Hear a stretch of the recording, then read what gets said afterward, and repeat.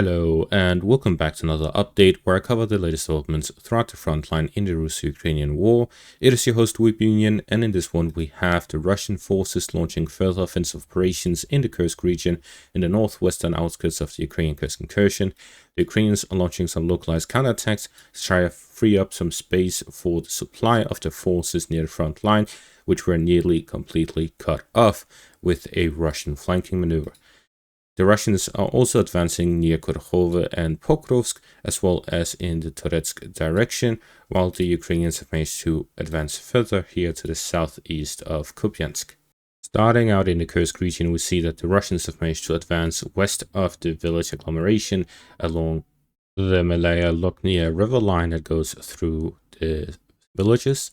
The Russians are storming from the northern direction and western direction, but have managed to close the pocket of the Ukrainian forces west of these settlements, capturing the forest patches and forest lines and pressuring the Ukrainian positions along the entire agglomeration from the western direction. Following the capture of Leonodovo, the Russians are pushing towards Viktorovka in the east.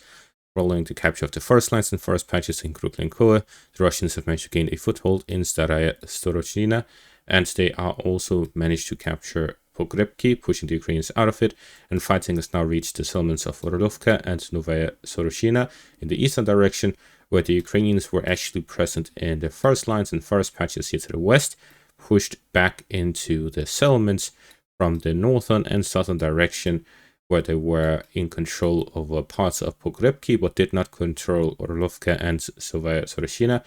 So what happened is that the Ukrainians used their forces and withdrew by fighting and taking control over the settlements, forcing the Russians to withdraw to the eastern parts, to which the Russians then launched an assault from the northern direction, right behind the Ukrainian withdrawal operations. So practically what we're seeing is that the Ukrainians are escaping from the pocket along the settlements, and the Russians are trying to cut them off from the southern direction while chasing behind them from the western and northern directions. The objective of the Russians is to inflict as many casualties on the Ukrainians as possible as they recapture the settlements along the Malaya Luknia river line here to the northern parts of the Ukrainian Kursk incursion. Russian advances in the Kursk region this month now surpass the Ukrainian advances this month, and that is with the recent capture of the forest lines and forest patches northwest of Malaya Luknia. The Russians are storming the settlements along the river line and will likely gain control of it this time around with the increased pressure on the Ukrainian forces and the Ukrainian inability to defend their northwestern flank, which is exposing the Sucha from the northwestern direction at the same time as Russians are storming it from the southeastern direction. And this all puts a lot of pressure on the Ukrainian forces, and they simply do not have enough to deal with all of them at the same time, while the Russians are now significantly numerically superior in the Kursk region. The Russians are likely launching an increasingly stronger and more powerful counteroffensive to regain full control over the Kursk region, with now only 11 days for the Donald Trump inauguration. If the 20th of January is a deadline, then we see the current efforts to achieve that deadline. However, it is unlikely that the Russians will gain full control over the Kursk region by January 20th. Moving on to the Kupiansk section, the Ukrainians managed to do some local counterattacks, gain control of the remaining parts of the first line, and start storming the next line of defense of the Russians. The Russians have advanced here in the Toretsk direction, where they are pushing further towards the outskirts of Toretsk. This is the northern outskirts near the western flank of Krymske. The Russians are looking to gain full control over the residential area. They have already reached the outskirts in the northwestern direction. They're now pushing towards Krymske and to the northern outskirts of Toretsk to gain full control over the city. Residential fighting continues all throughout the outskirts of the city. The Russians have also managed to advance here in the direction of the highway that connects the city of Pokrovsk with the city of Zaporizhia. The Russians are getting closer and closer to it, capturing some forest lines and forest patches alongside it. And the fighting is also going in the direction of Pishane, where they've managed to capture the northwestern parts of it, squeezing the Ukrainians into the central parts before full capture of it, which will lead to further offensive operations by the Russians along the first lines towards the highway and towards Svirove in the northeastern direction, as well as the railways towards Svirove from the southern direction. The Russians will likely continue their offensive operations towards these three targets to gain control over Kotlina, cutting off the connection by railway and the highway towards Zaporizhia, as well as advancing further towards the city of Pokrovsk itself. These Russian advances may not be large, but they are slowly adding up to the Russian cutting off the highways and supply lines towards Pokrovsk on the western direction. And with this geolocated footage here in the direction of the intersection between the city of Pokrovsk in the southwest and Konstantinivka in the northeast, the Russians have actually managed to reach the intersection with armored vehicles. 3 armored vehicles drove up to the intersection, then they returned back towards the settlement of Yelisavetivka. This shows that the Ukrainian defensive positions here near the intersection are weak and the highway itself is exposed.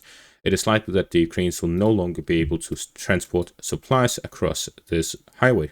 The Ukrainians did end up striking the Russian vehicles as they were returning, and this shows that they still have their presence with FPV drones and artillery, but as for physical soldiers and defensive positions, they don't seem very effective in this area. Therefore, we see that the Russian offensive operations continue across the Pokrovsk section of the front line, where the front line actually spans almost 44 kilometers wide from the intersection in the east to the highway in the west of Pokrovsk.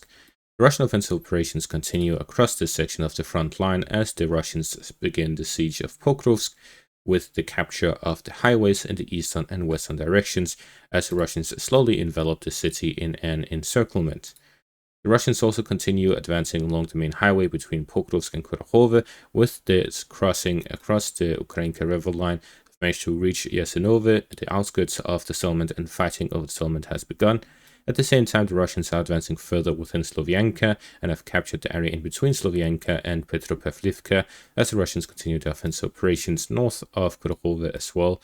Russian offensive operations continue in this entire section of the front line from Velika Novosilka in the south and all the way up to the intersection northeast of Pokrovsk, while Turetsk and Chasiv Yar are all their separate entities, their separate sections of the front line.